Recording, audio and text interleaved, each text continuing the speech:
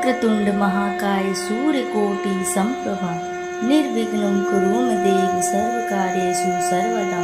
ओम श्री गणेशाय नमः। जय श्री प्रिय भक्तगणों, आप सभी को भादव मास की चतुर्थी की हार्दिक शुभकामनाएं। आज की इस कथा में आप श्रवण करेंगे भादव मास में सुनी जाने वाली गणेश चतुर्थी की पावन पवित्र व्रत कथा, जिसके श्रवण मात्र से साधक के सभी जीवन की बाधाएं नष्ट हो जाती है। साथ ही गणपति महाराज की कृपा से ऐसे साधक को मिलता है अटल संपत्ति, तेजस्वी पुत्र और अखंड सौभाग्य का वरदान। तो श्रोताओं, आइए रसपान करते हैं आज गणेश चतुर्थी के अवसर पर गणपति महाराज की पावन पवित्र व्रत कथा। आज गणेश चतुर्थी और आज घर घर गणपति की स्थापना होगी और उनकी विधि विधान से पूजा की जाएगी। गणेश चतुर्थी को गणपति जी के जन्मोत्सव के रूप में मनाया जाता है और संपूर्ण विधि विधान के साथ घर में 1 दिन, 2 दिन, 3 दिन या फिर पूरे 9 दिन के गणेश जी की स्थापना की जाती है। गणेश जी की पूजा में इस कथा को पढ़ना बेहद अनिवार्य माना गया है। मान्यता है कि इस कथा के पाठ से पांडवों को उनका खोया हुआ राज्य फिर से मिला था। तो आइए श्रवण करते हैं इस कथा को विस्तार से। ध्यान लगाकर सुनना भक्तों। एक बार नैमिषारण्य तीर्थ में सैनिक आदि 88,000 ऋषियों ने शास्त्रवेत्ता सूत जी से पूछा कि हे सूत जी महाराज, सभी कार्यों की निर्विघ्न समाप्ति किस प्रकार से हो? धनोपार्जन में कैसे सफलता मिल सकती है? और मनुष्य की पुत्र और सौभाग्य एवं संपत्ति की वृद्धि किस प्रकार हो सकती है? पति पत्नी में कलह कलह भाव से बचाव, भाई भाई में परस्पर वैमनस्य से अलगाव तथा उदासीनता से अनुकूलता कैसे मिल सकती है? विद्योपार्जन, वाणिज्य, व्यापार, कृषि कर्म एवं शासकों को अपने शत्रु पर विजय प्राप्त करने में कैसे सफलता मिल सकती है? किस देवता के पूजन अर्चन से मनुष्य को अभीष्ट की प्राप्ति हो सकती है? हे सूत जी महाराज, इन सब बातों की आप विस्तृत से विवेचना कीजिए। सूत जी कहते हैं कि हे ऋषियों, प्राचीन काल में जब कौरव पांडवों की सेना युद्ध के लिए सन्नद्ध हुई तो उसी समय कुंती नंदन युधिष्ठिर ने श्री कृष्ण जी से पूछा था, हे कृष्ण जी, आप यह बतलाइए कि हमारी निर्विघ्न विजय किस प्रकार होगी? किस देवता की आराधना से हम अभीष्ट सिद्धि प्राप्त कर सकेंगे? श्री कृष्ण कहते हैं कि हे वीर, पार्वती जी के मैल से उत्पन्न गणेश जी की पूजा कीजिए। उनकी पूजा से आप अपने राज्य को वापस पा जाएंगे, यह निश्चित है। आइए अब सुनते हैं दूसरी व्रत कथा। चतुर्थी व्रत की पौराणिक कथा के अनुसार एक बार भगवान शिव और माता पार्वती नर्मदा नदी के किनारे बैठे थे। माता पार्वती ने शिव जी से चौसठ खेलने के लिए कहा। इस खेल में हार जीत का फैसला करने के लिए भगवान शिव ने कुछ तिनके एकत्रित करके उसका एक पुतला बनाकर उसकी प्राण प्रतिष्ठा कर दी। भगवान शिव ने उस पुतले से कहा कि बेटा, हम चौपड़ खेलना चाहते हैं, इसीलिए तुम्हें बताना है कि हम दोनों में कौन सा हारेगा और कौन जीतेगा। उसके बाद भगवान शिव और माता पार्वती के बीच खेल प्रारंभ हो गया। यह खेल 3 बार खेला गया और तीनों बार ही माता पार्वती जीत गई। खेल समाप्त होने पर उस बालक से हार जीत का फैसला करने के लिए कहा गया, तो उस बालक ने पार्वती की जगह महादेव को विजयी बताया। यह सुनकर माता पार्वती क्रोधित हो गई और उन्होंने बालक को लंगड़ा होने और कीचड़ में पड़े रहने का श्राप दे दिया। बालक ने माता पार्वती से माफी मांगते हुए कहा कि माता, मुझसे अज्ञानतावश में ऐसा हुआ है। बालक द्वारा क्षमा मांगने पर माता का दिल पिघल गया। उन्होंने कहा, यहाँ गणेश पूजन के लिए नाग कन्याएं आएंगी, उनके कहे अनुसार गणेश व्रत करो, ऐसा करने से तुम्हारा कष्ट दूर होंगे। यह कहकर माता पार्वती चली गई। 1 वर्ष के बाद उस स्थान पर नाग कन्याएं आई। नाग कन्याओं से भगवान गणेश के व्रत की विधि जानने के बाद बालक ने 21 लगातार गणेश जी का व्रत किया, जिसके परिणाम स्वरूप गणेश जी प्रसन्न हुए। उन्होंने बालक को मनोवांछित फल मांगने के लिए कहा। बालक ने कहा, हे विनायक, मुझे इतनी शक्ति दे दीजिए कि मैं अपने पैरों से चलकर कैलाश पर्वत तक पहुंच सकूं। भगवान गणेश ने बालक को वरदान दे दिया। इसके बाद वह बालक कैलाश पर्वत पर पहुंचा। उसने अपनी कथा भगवान शिव को सुनाई। चौपड़ वाले दिन से ही माता पार्वती शिव से नाराज हो गई थी। देवी को मनाने के लिए भगवान शिव ने भी बालक के बताए अनुसार 21 दिनों तक भगवान गणेश का व्रत किया। इस व्रत के प्रभाव से माता पार्वती की नाराजगी दूर हो गई और स्वयं भगवान शिव से मिलने पहुंच गई। तब भगवान शंकर ने माता पार्वती को इस व्रत के बारे में बताया। यह सुनकर माता पार्वती के मन में अपने पुत्र कार्तिकेय से मिलने की इच्छा जागृत हुई। तब माता पार्वती ने भी 21 दिन तक श्री गणेश का व्रत किया। व्रत के 21वें दिन कार्तिकेय स्वयं माता पार्वती से मिलने चले आए। तभी से यह व्रत समस्त मनोकामनाओं की पूर्ति करने वाला व्रत माना जाता है। तो बोलो भक्तों, जय श्री गणेश महाराज की जय। जानिए कैसे भगवान शिव ने गणेश जी को चतुर्थी के दिन पूजे जाने का वरदान दिया। पौराणिक कथा के अनुसार एक बार माँ पार्वती स्नान करने कक्ष में गई। कक्ष में कोई न आए, इसके लिए उन्होंने गणपति बप्पा को बाहर खड़ा कर दिया और आदेश दिया कि जब तक मैं स्नान करके बाहर न आ जाऊं तब तक किसी को अंदर मत आने देना। भगवान गणेश ने अपनी माँ पार्वती का आज्ञा का पालन किया। कुछ ही समय बाद देवों के देव महादेव पार्वती से मिलने आ गए, लेकिन उनको भगवान गणेश जी ने माँ पार्वती से मिलने से रोक दिया। भगवान शिव जी ने कई बार प्रयास किया कि वह माँ पार्वती से मिले, लेकिन माँ पार्वती के आदेश के सामने उनकी एक न चली। माँ पार्वती से न मिलने पर भगवान शिव क्रोधित हो गए। इसके पश्चात उन्होंने अपने शस्त्र त्रिशूल से गणेश जी का सिर धड़ से अलग कर दिया। माता पार्वती जी भगवान गणेश जी की आवाज सुनकर कक्ष से बाहर आई। वह अपने पुत्र का सिर धड़ से अलग देखकर अधिक दुखी हो गई और अपने पुत्र को जीवन दान देने का आदेश भगवान शिव जी को दिया। जिसके बाद भगवान शिव ने एक हाथी के बच्चे का सिर गणेश जी के धड़ से लगा दिया। इससे गणपति बप्पा को दूसरा जीवन मिल गया। इसके बाद सभी देवी देवताओं ने भगवान गणेश जी को आशीर्वाद दिया। तभी से महिलाएं अपनी संतान की दीर्घ आयु के लिए सकट चौथ का व्रत रखती हैं। मान्यता है कि इस व्रत को रखने से वृत्ति के सभी पाप कर नष्ट हो जाते हैं और दाम्पत्य जीवन सुखमय हो जाता है, जीवन कल्याणमयी बन जाता है, हर कार्य क्षेत्र में सफलता प्राप्त होती है। यदि आप इस कथा का मन लगाकर सच्ची श्रद्धा के साथ श्रवण करते हैं तो आपके समस्त कार्य धीरे धीरे सभी सिद्ध हो जाते हैं। रोग दोष कष्ट सभी जीवन से समाप्त हो जाता है। एक बार की बात है, राक्षसों के प्रकोप के कारण देवता काफी परेशान हो गए। सभी राक्षसों ने मिलकर देवताओं को परेशान कर रखा था। उनसे परेशान होकर सभी देवता भगवान शिव के पास मदद मांगने पहुंचे और मदद की गुहार लगाने लगे।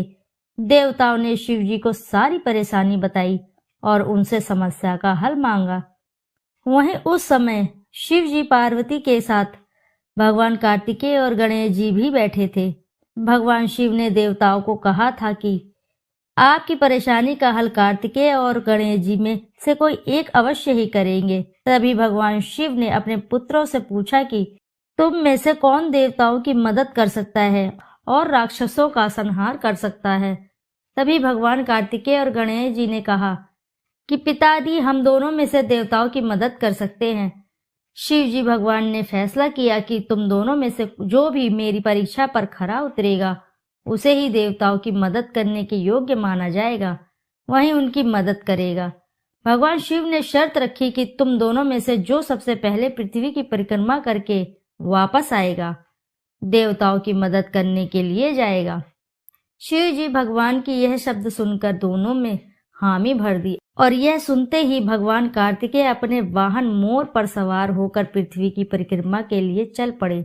लेकिन गणेश भगवान वहीं पर खड़े रहे। मन ही मन में सोचने लगे कि मैं अपने वाहन मूषक पर पृथ्वी की परिक्रमा कैसे कर सकता हूँ। तभी उन्हें एक उपाय सूझा।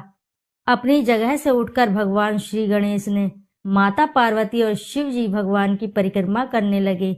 गणेश जी ने 7 बार परिक्रमा की और कहा, पिताजी, मेरी परीक्षा पहले पूरी हुई। यह देखकर सभी हैरान हो गए कि गणेश भगवान ने तो ये क्या किया। तभी वहां कार्तिकेय भी आ गए। उन्होंने कहा कि परीक्षा मैंने पहले पूरी की, उन दोनों की बहस सुनकर भगवान शिव ने पूछा कि गणेश, तुम यहाँ से कहीं गए भी नहीं, तुम्हारी परिक्रमा कैसे पूरी हुई? गणेश जी ने कहा, पिताजी, आप मेरे माता पिता हैं और माता पिता के चरणों में सारी दुनिया है, यही सारा जगत है। आपकी परिक्रमा करने से मेरी पृथ्वी की परिक्रमा पूर्ण हुई। उनकी ऐसी बात सुनकर सभी देवता गणेश जी की जय जयकार करने लगे। तो बोलो भक्तों, जय श्री गणेश महाराज की जय। अब आप सुनिए श्रोताओं, चौथ माता की व्रत कथा का। एक गांव में एक गरीब बूढ़ी माँ रहा करती थी। ईश्वर की कृपा से उसका एक बेटा भी था। वह अपने बेटे से बहुत ज्यादा प्यार करती थी, इसलिए अपने बेटे की लंबी उम्र और सलामती के लिए 12 महीने के चौथ माता के व्रत रखती थी। चौथ माता का व्रत सुहागिन महिलाएं अपने पति की लंबी उम्र और अपने बच्चों के अच्छे स्वास्थ्य और सही सलामती के लिए रखती हैं। वह बूढ़ी महिला हर चौथ के व्रत में शहर जाकर अपनी आर्थिक स्थिति के अनुसार पंसारी की दुकान से थोड़ा सा घी और गुड़ लाती थी और 4 लड्डू बनाती थी। 4 लड्डुओं में से एक महिला एक से पूजा करती थी, एक लड्डू हथकार के लिए निकालती, एक से वह चंद्रमा के दर्शन करके स्वयं खा लेती और एक अपने बेटे के लिए रख देती। एक बार उसका बेटा अपनी ताई से मिलने के लिए गया। जब अपनी ताई के घर पहुंचा तो उसने देखा कि उन्होंने वैशाख चौथ का व्रत रखा हुआ था। उत्सुकता से लड़के ने पूछा कि मेरी माँ तो 12 चौथ का व्रत करती है। इस पर उसकी ताई ने बोला कि तेरी माँ तो तेरी कमाई खाने के लिए व्रत करती है। लड़के ने सोचा कि ताई सच कह रही है, वह बुढ़िया लड्डू खाने के लिए व्रत रखती है। लड़के के दिमाग में नकारात्मक विचार घर कर गए। घर आकर लड़का अपनी माँ से बोलता है कि मैं परदेश जा रहा हूँ, तू मेरी सारी कमाई खा लेती है। इस पर माँ ने उसे बहुत समझाया, पर नकारात्मक सोच उसे परदेश जाने पर मजबूर कर रही थी। उस बूढ़ी माँ के लाख मनाने पर भी वह नहीं माना, इसलिए उसकी माँ ने उसे साथ ले जाने के लिए चौथ माता के आंखें दिए और बेटे से कहा कि यह आंखें मुसीबत में तुम्हारे काम आएंगी। बेटा कुछ नहीं समझ पा रहा था, लेकिन उसने अपनी माँ की बात मान ली।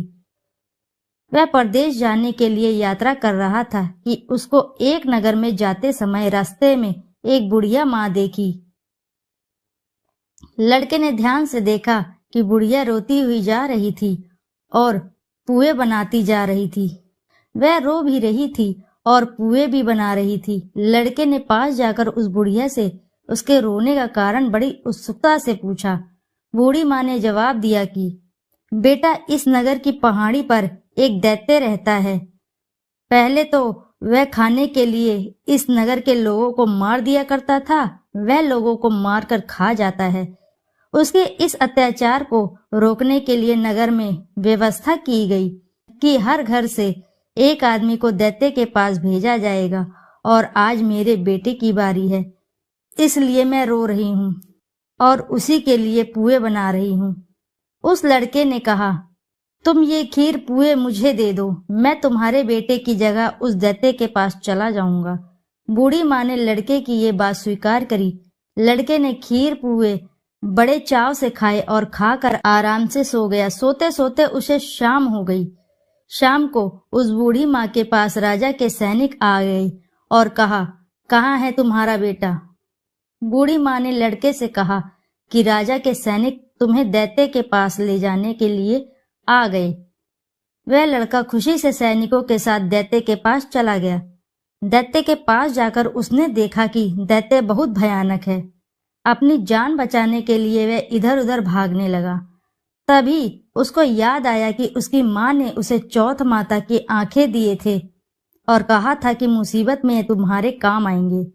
उस लड़के ने चौथ माता के आंखें निकाले और उन्हें दैत्य की तरफ फेंका और कहने लगा, हे चौथ माता, अगर मेरी माँ सच्चे दिल से मेरी सलामती के लिए व्रत रखती है, दैत्य का सर कटकर जमीन पर गिर जाए। यह चौथ माता का चमत्कार ही है कि उसका वचन कहते ही दैत्य का सिर कट कर नीचे गिर गया। लड़का सही सलामत वापस आ गया। वापस आते देख उसे राजा ने अपने दरबार में बुलाया और बहुत से उपहार देकर रवाना किया। लड़का अपने रास्ते पर आगे बढ़ गया। चलते हुए उसे कुछ समय बाद वह दूसरे राज्य में पहुंचा। उस राज्य में एक प्रथा प्रचलित थी कि बर्तनों के आवे को पकने के लिए एक इंसान की बलि दी जाती थी। राज्य से जाते देख सैनिकों ने उसे पकड़ लिया और आवे में चिनवा दिया और आवे को पकने के लिए लड़के ने फिर से चौथ माता के आंखें निकाले और बोला, हे माता, अगर माँ मेरे लिए बिना किसी स्वार्थ के व्रत रखती है तो आवे को पकने पर मेरी मृत्यु ना हो। लड़के के ये शब्द बोलते ही आवे पकने पर लड़के की मृत्यु नहीं हुई। जब आवे के बर्तन निकालने लगे तो आवे से मिट्टी की बजाय सोने और चांदी के बर्तन निकले और लड़के ने अंदर से कहा, बर्तन आराम से निकालना, कहीं मुझे लग ना जाए। ये सुनकर बर्तन निकालने वाले आश्चर्यचकित हो गए और उसे आवे से निकालकर राजा के दरबार में ले आए। राजा भी आश्चर्यचकित था। राजा ने लड़के से प्रश्न किया कि आखिर तुम इस आवे से जिंदा कैसे बच गए? लड़के ने जवाब दिया कि मेरी माँ मेरे लिए चौथ के 12 महीने व्रत रखती है, इसलिए चौथ माता की कृपा से मैं इस आवे से सही सलामत वापस निकल आया। राजा को लड़के की बात पर यकीन नहीं हो रहा था, इसलिए राजा अपनी आंखों से चौथ माता का चमत्कार देखना चाहता था। इसलिए राजा ने चांदी की सुराही मंगवाई और लड़के से कहा कि अगर तुम सच बोल रहे हो तो सुराही की नली से निकल कर दिखाओ। उस लड़के ने देखा कि एक भंवरा सुराही के मुंह से बाहर से निकला है। लड़के ने चौथ माता का नाम लेकर आंखें बाहर निकाले और कहा कि हे माता, अगर मेरी माँ तुम्हारे लिए 12 महीने के व्रत रखती है तो मैं भंवरा बनकर सुराही के मुंह से बाहर निकल आऊं। देखते ही देखते राजा की आंखों के सामने वो लड़का भंवरा बन गया और सुराही के मुंह से बाहर निकल गया। राजा ने ये चमत्कार देखा और आश्चर्यचकित हो गया और राजा बहुत खुश हुआ। राजा इतना खुश हुआ कि राजा ने अपनी पुत्री की शादी उस लड़के से कर दी। पूरे नगर में राजा ने प्रचार करवा दिया कि नगर की सारी महिलाएं चौथ माता का व्रत करना आरंभ कर दें। कुछ समय बीत जाने के बाद लड़के को अपनी माँ की याद आई कि मेरी माँ तो बिना किसी स्वार्थ के मेरी सही सलामती के लिए व्रत रखती है, तभी मैं चौथ माता के आशीर्वाद से अभी तक सही सलामत हूँ। इस कारण लड़के ने राजा से अपने नगर जाने की इच्छा प्रकट की। राजा ने उसकी बात मान ली और बहुत दान दहेज देकर हाथी घोड़े देकर विदा किया। लड़के के कई दिन यात्रा के बाद वह अपने घर पहुंचा। जिस दिन वह अपने घर पहुंचा उस दिन चौथ का दिन था। लड़का उसी पंसारी की दुकान में गया जहां उसकी माँ हर चौथ को आती थी। लड़के ने सोचा कि आज माँ इस दुकान से गुड़ और घी लेने आएगी। जैसा लड़के ने सोचा था ठीक वैसा ही हुआ। हाथ में लाठी लिए हुए उसकी माँ रास्ते से आते हुए उसको दिखी। उसकी माँ की उम्र बहुत अधिक हो जाने के कारण उन्हें दिखना कम हो गया था, तो लड़के ने उसकी लाठी में पैर मारा और जानबूझकर पुत्र के बारे में अपशब्द कहने लगा। उस बूढ़ी माँ ने कहा, भले ही मुझे गाली दे दो पर मेरे पुत्र को कुछ मत कहना। माँ के यह शब्द सुनकर बेटा उनके पैरों में गिर पड़ा और कहने लगा, मैं तुम्हारा बेटा ही हूँ, मुझे माफ कर दो। माँ ने उसे पहचाना और गले लगाया, पर उनका बेटा इतनी धन दौलत के साथ वापस आया था, इसलिए नगरवासियों ने विश्वास नहीं किया कि वह उनका ही बेटा है। बुढ़िया ने चौथ माता को याद किया और मन ही मन में चौथ माता से कहने लगी, मैंने अगर सच्चे दिल से तुम्हारे व्रत किए हैं तो मेरे स्तनों में दूध आ जाए और दूध की धार मेरे बेटे के मुंह में गिरे। चौथ माता के चमत्कार से बिल्कुल वैसा ही हुआ। दूध की धारा उनके बेटे के मुंह में गिरने लगी। सभी लोग देखकर हक्के बक्के हो गए। उन्हें यकीन हो गया कि यह उनका ही बेटा है और चौथ माता की जय जयकार करने लगे। उस नगर के सभी लोग चौथ माता के व्रत हर महीने रखने लगे। बोलो चौथ माता की सदा ही जय। अब आप सुनिए श्रोताओं, विनायक चतुर्थी की व्रत कथा। पहले हाथ में कुछ अक्षत ले लें, भगवान कृष्ण युधिष्ठिर को इस व्रत की महानता के बारे में बताते हुए कहते हैं कि प्राचीन काल में रंती देव नामक प्रतापी राजा थे। राजा की मित्रता यम, कुबेर और इंद्र आदि देवों से थी।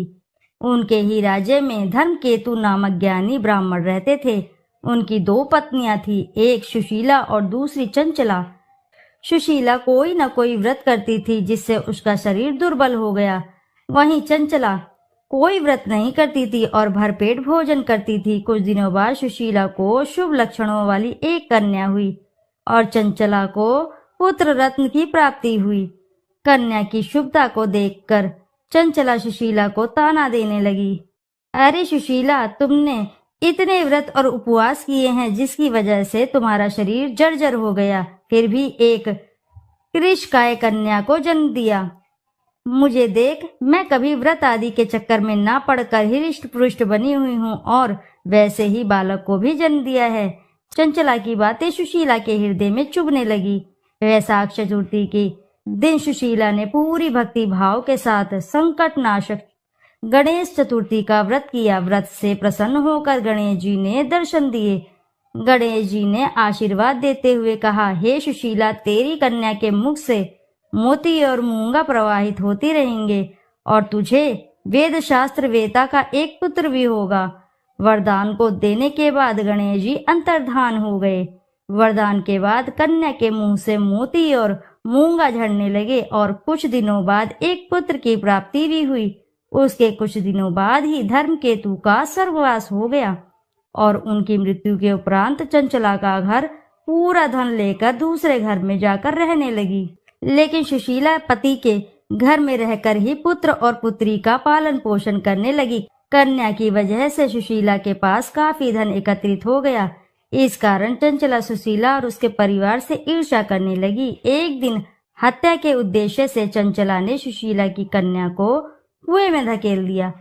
कुएं में गणेश जी ने सुशीला की कन्या की रक्षा की और वापस माता के पास भेज दिया। कन्या को जीवित देखकर चंचला का मन उद्विग्न हो उठा।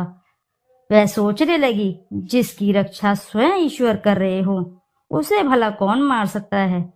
इधर सुशीला अपनी पुत्री को पुण्य प्राप्त करके प्रसन्न हो गई और गणेश जी भगवान को धन्यवाद कहा और प्रार्थना की। चंचला सुशीला की कन्या के चरणों में नतमस्तक हो गई और अपने किए हुए की माफी मांगने लगी। चंचला ने सुशीला से कहा कि सुशीला, तुम बहुत दयावान हो और दोनों कुलों का उद्धार करें। जिसकी रक्षा स्वयं भगवान करते हो उसका मनुष्य भला क्या बिगाड़ सकता है। इसके बाद चंचला ने भी वैशाख मास के कृष्ण पक्ष की चतुर्थी तिथि का व्रत किया। गणेश जी की कृपा से दोनों परिवारों के बीच सब सही हो गया। जिस पर गणेश जी की कृपा होती है उसके शत्रु भी मित्र बन जाते हैं। भगवान श्री गणेश जी जिस प्रकार सुशीला की मदद की उसी तरह सभी की मदद करें। आइए अब सुनते हैं व्रत कथा। विनायक चतुर्थी व्रत की पौराणिक कथा के अनुसार एक बार भगवान शिव और माता पार्वती नर्मदा नदी के किनारे बैठे थे। माता पार्वती ने शिव जी से चौसठ खेलने के लिए कहा। इस खेल में हार जीत का फैसला करने के लिए भगवान शिव ने कुछ तिनके एकत्रित करके उसका एक पुतला बनाकर उसकी प्राण प्रतिष्ठा कर दी। भगवान शिव ने उस पुतले से कहा कि बेटा, हम चौपड़ खेलना चाहते हैं, इसीलिए तुम्हें बताना है कि हम दोनों में कौन सा हारेगा और कौन जीतेगा। उसके बाद भगवान शिव और माता पार्वती के बीच खेल प्रारंभ हो गया।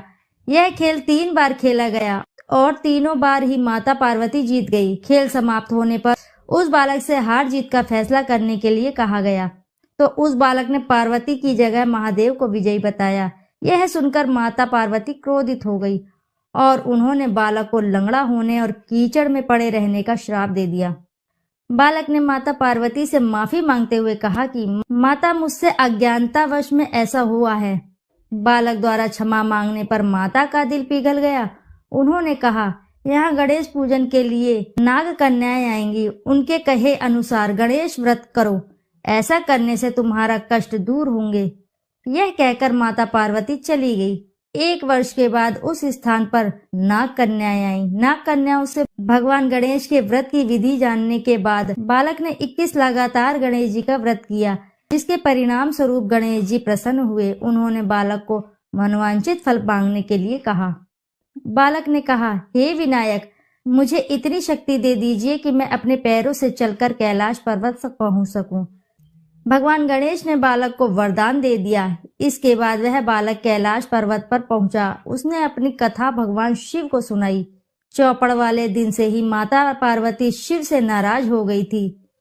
देवी को मनाने के लिए भगवान शिव ने भी बालक के बताए अनुसार 21 दिनों तक भगवान गणेश का व्रत किया।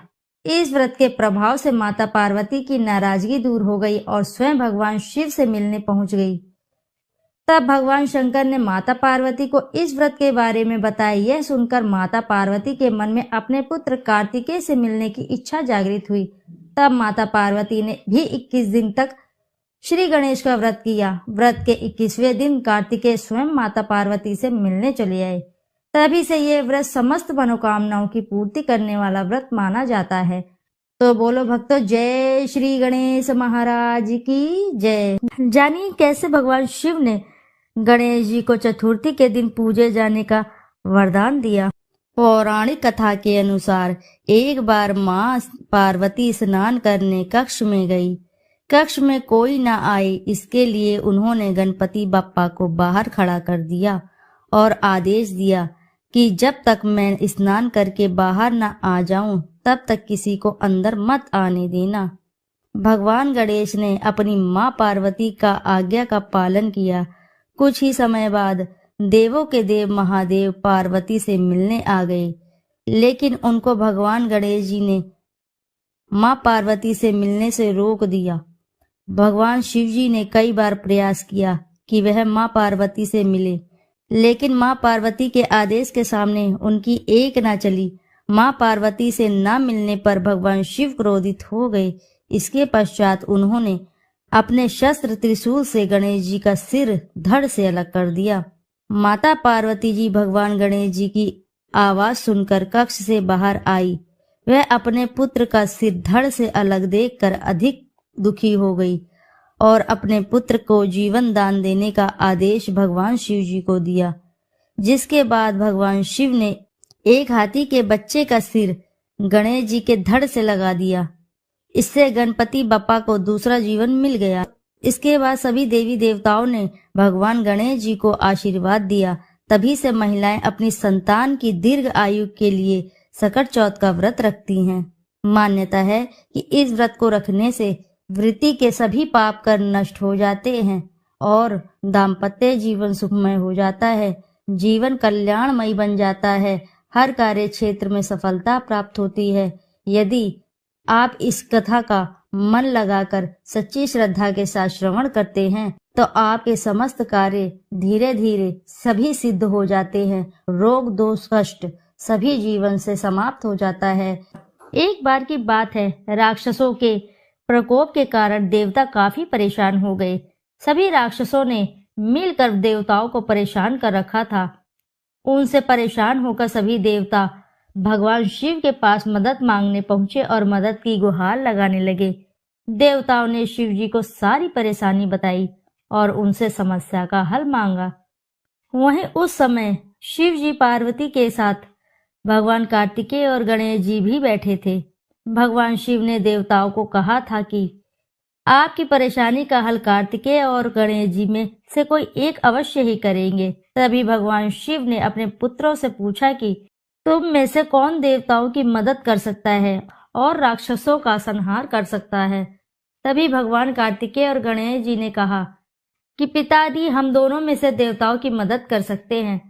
शिव जी भगवान ने फैसला किया कि तुम दोनों में से जो भी मेरी परीक्षा पर खरा उतरेगा उसे ही देवताओं की मदद करने के योग्य माना जाएगा, वही उनकी मदद करेगा। भगवान शिव ने शर्त रखी कि तुम दोनों में से जो सबसे पहले पृथ्वी की परिक्रमा करके वापस आएगा देवताओं की मदद करने के लिए जाएगा। शिव जी भगवान की यह शब्द सुनकर दोनों में हामी भर दी और यह सुनते ही भगवान कार्तिकेय अपने वाहन मोर पर सवार होकर पृथ्वी की परिक्रमा के लिए चल पड़े। लेकिन गणेश भगवान वहीं पर खड़े रहे। मन ही मन में सोचने लगे कि मैं अपने वाहन मूषक पर पृथ्वी की परिक्रमा कैसे कर सकता हूँ। तभी उन्हें एक उपाय सूझा। अपनी जगह से उठकर भगवान श्री गणेश ने माता पार्वती और शिव जी भगवान की परिक्रमा करने लगे। गणेश जी ने 7 बार परिक्रमा की और कहा, पिताजी मेरी परीक्षा पहले पूरी हुई। यह देखकर सभी हैरान हो गए कि गणेश भगवान ने तो ये क्या किया। तभी वहां कार्तिकेय भी आ गए। उन्होंने कहा कि परीक्षा मैंने पहले पूरी की। उन दोनों की बहस सुनकर भगवान शिव ने पूछा कि गणेश, तुम यहाँ से कहीं गए भी नहीं, तुम्हारी परिक्रमा कैसे पूरी हुई?